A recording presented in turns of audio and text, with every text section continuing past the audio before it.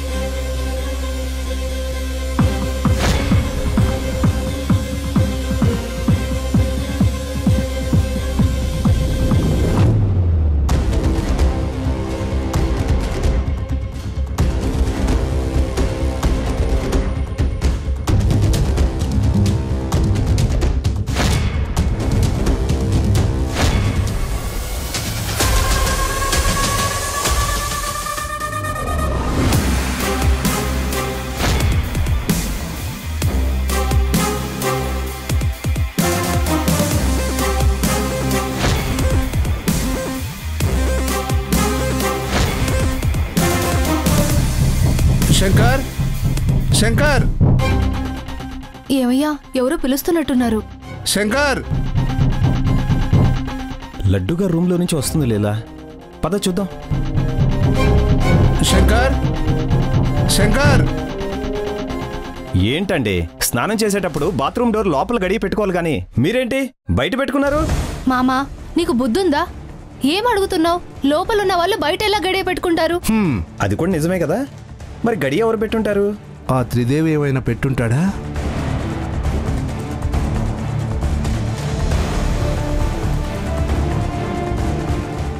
శ్రీవల్లేది? ఏమో మాకు తెలీదండి. త్రిదేవి ఎక్కడికి వెళ్ళాడో తెలుసా? తెలీదండి అయ్యా.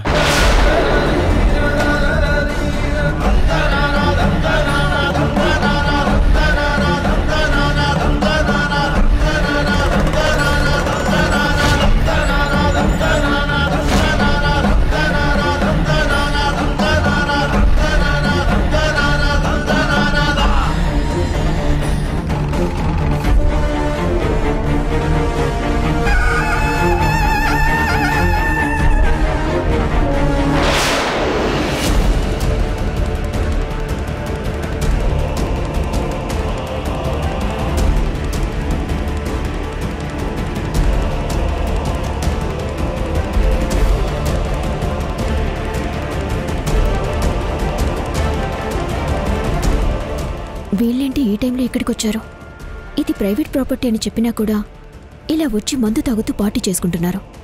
ఇప్పుడు వీళ్ళకి కనపడకుండా ఉండటమే బెటర్. అది ఇప్పుడు ఇక్కడికి వస్తుంది, అప్పుడు దాన్ని ఏడిపిద్దాం. అలాగే మావా, ఈలోపు బీర్ తాగి చిల్ అవుదాం. ఆ అమ్మాయి వచ్చాక ఎంజాయ్ చేద్దాం.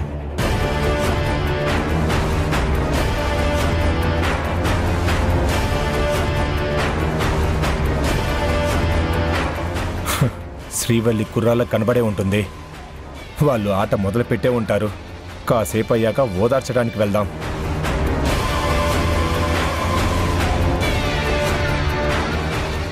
రే, ఎక్కడికి వెళ్తున్నావురా?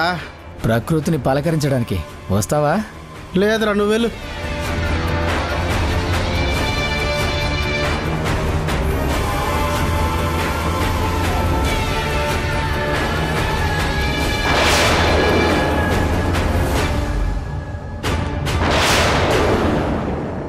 రే మావా, ఇక్కడ కెమెరా ఉందిరా. కెమెరానా?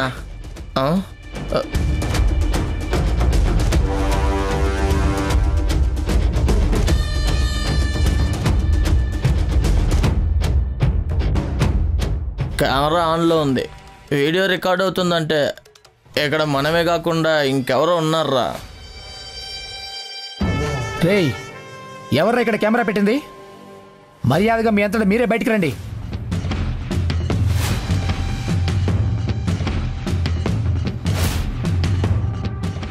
ఎవరు లేరేమోరా. ఎవ్వరూ లేకపోతే ఈ కెమెరా దానంతట అదే వచ్చి ఇక్కడ వీడియో రికార్డ్ చేస్తుందా? మనమే వెతుకుదాం.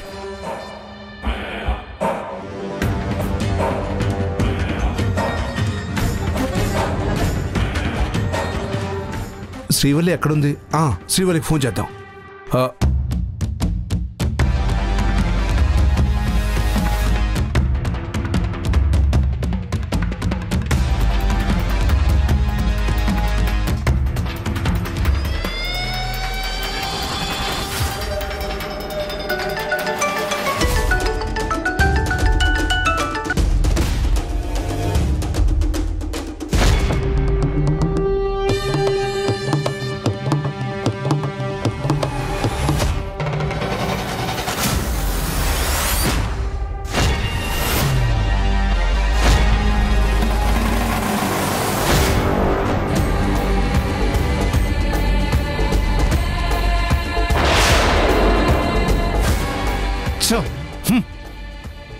ఏంటి శ్రీవల్లి ఫోన్ లిఫ్ట్ చేయట్లేదు?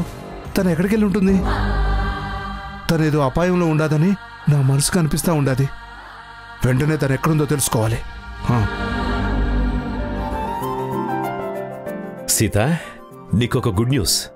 ఏంటండి? ఇప్పుడే నాకు నీలవేణి గారు ఫోన్ చేశారు.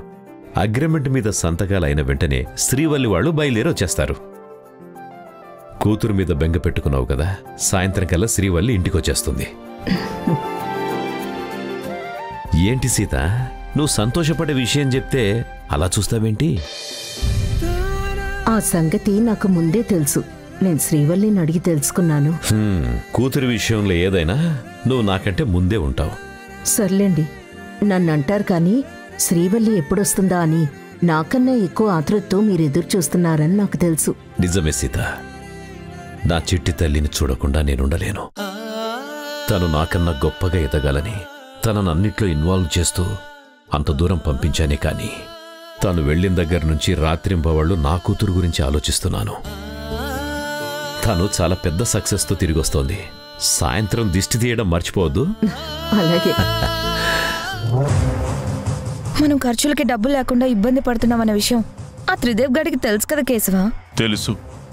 నువ్వు ఆల్రెడీ మన వాడి చేతికి 2 కోట్లు వచ్చినప్పుడే అందులో నుంచి 50 లక్షలు ఇవ్వమని అడిగావు కదా. కదా, మరి అలాంటప్పుడు డబ్బులు జాగ్రత్త అని అంటాడేంటి? అక్క, ఖర్చు పెట్టుకో, డబ్బు గురించి ఇబ్బంది పడుకొని చెప్పాలి కదా. వాడు చెప్పడు, ఎందుకంటే వాడు నీ తమ్ముడు కదా. కానీ నేను వాడి అక్కని, వాడికంటే 2 ఆకులు ఎక్కువ చదివాను కాబట్టి వాడు ఖర్చు పెట్టుకోమని చెప్పకపోయినా నేను ఖర్చు పెట్టేస్తాను. ఇందులో నుంచి అమౌంట్ వాడుకుంటే వాడు ఏమన్నా అంటాడేమో. ఓ మాట వాడిని అడుగు. వాడి బొంద అంటాడు.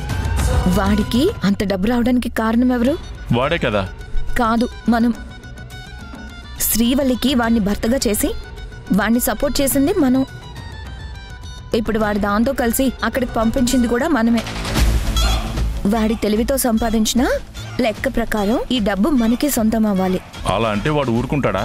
గొడవ పెట్టుకుంటాడు. గొడవ పెట్టుకోకుండా వాడు కూడా అర్థం చేసుకునేలా ఇందులో సగం అమౌంట్ మనం తీసుకుందాం. వాడి తరపు నుంచి వచ్చినా మన తరపు నుంచి వచ్చినా ప్రతిదీ సగం సగం కదా. ఇది బాగుంది, అలాగే చేద్దాం.